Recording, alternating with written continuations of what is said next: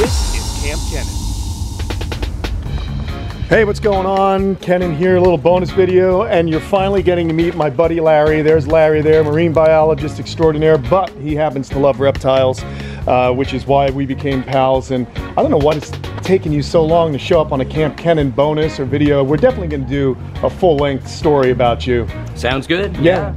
Yeah, Larry and I get into a lot of deep and meaningful conversations about science, but this is, now who are we looking at here? This is Buana. All right. Yeah, Buana the iguana. Buana the Cuban rock iguana. Now the cool thing about Buana is she gets to hang out in this amazing backyard. Larry's he's got a little nook somewhere here in South Florida. There's a pretty cool looking, I've been in love with this yellowfoot tortoise for a long time, but anyhow, the real cool thing about Buana is a free roaming cyclura, man. How is that? How'd you feel, like, how'd this all come about? How did she start to just walk around the yard and you trust her not to leave? Well, over here behind me, there's a cage that I had Buana in when she was young, so I've had her since she was close to a hatchling. Right on. And then it's got to be now maybe 5 years ago or so. It just seemed like I don't know, she was enclosed and just kind of always at that thing trying to get out and everything. And so I went around and I sealed up the base of the fence, and I said, well, what the heck, let me give it a try. So you sealed the perimeter fence? The perimeter of the fence, right? And since the rock iguanas don't like to climb, as long as really there's no way to get out underneath, they're good. And so I let her out, and then surprising to all of us, she dug a burrow where now she lives. That's crazy, dude. So she lives here. The burrow turns around and goes the opposite direction of the fence. But by at least about 5 feet. So there's her burrow. And that's what these animals will do in their native range of Cuba. Many of the cyclura will live in burrows. And that's really cool. We've had a very mild winter. So, you know, you don't really worry about any kind of cold or anything like that. What do you do if we do get the odd, really cold night? Right. If it gets down, into the low 40s, into the 30s, then I make sure that Buana goes in and hangs out inside. Cool. Yeah, right on. This is really cool. So she just kind of hangs out here and does her own little thing. Really, really cool. Look at how cute she is. Look, she's very curious. I love cyclura. Look at that. She's so curious. She wants to know what's going on here. And what pretty colors she has too, man. Wow. Look at the coloration on her. And it's just so rad to see. They're very intelligent. They're territorial animals. In the wild, they have a home range, and a few females have their own home ranges, and some of these overlap with males, and that's why the male will tend to breed with multiple females.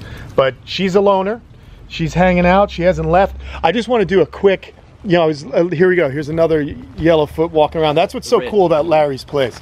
This is a dwarf, oh, that's a cherry head. That's right. My God, that's an old animal. My goodness, I misidentified it. But look at this. If we wet that up, I'll bet you that's just beautiful. 20 years I've had that one.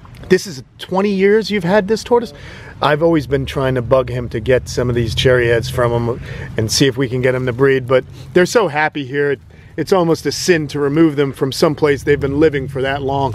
So this is the new addition to the yard, huh? You extended it a little bit? Yeah, expansion here. Very cool, dude. I always love in the summer when we have a lot of rain, this place really just blossoms and all the foliage grows nicely. And over here, Larry's got a Lewisii hybrid. Oh, it's underneath its rock right there. It's okay. oh, there it is. I'll just give it a little hello. There we go, a little Lewisii hybrid. But more importantly, a cool story about this rhino iguana. If you could open that so we could get a good look, man. This is really cool. This animal was actually sent to me, and it was kind of, I wouldn't say abused, but it was kind of just not living in the best condition. It wasn't handled much. It was very, very skittish. And Larry took it, and now Larry has it, and show us with what a little space and a little nurturing can do with the iguanas. Let's see.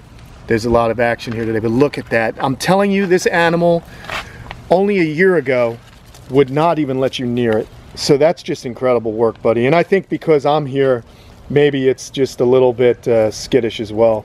But that's awesome, man. Look at that. Really cool, just shedding out. Very cool, Larry. I don't know, man. I just wanted to come over and give my friends out there in YouTube land a little view of what he's got going on. Again, I love this guy. We're gonna get out and dive with you because his primary focus isn't necessarily the animals here, although he loves them, these are his pets, but his passion is hawksbill sea turtles. He's a marine biologist, and this summer we are definitely going to get out with him. He works for the Save the Sea Turtle Foundation, and man, you've got a lot of toys at your disposal to go you know, research these amazing animals. Yeah, we got to get offshore. All right, man. Well, we're going to get back out there. I just wanted to say what's up, a little bonus video, introduce you to my pal Larry. We're probably going to talk about some kind of existential scientific matters now, and I'll leave it at that. See you later. All right, so long. So long, everybody. Later.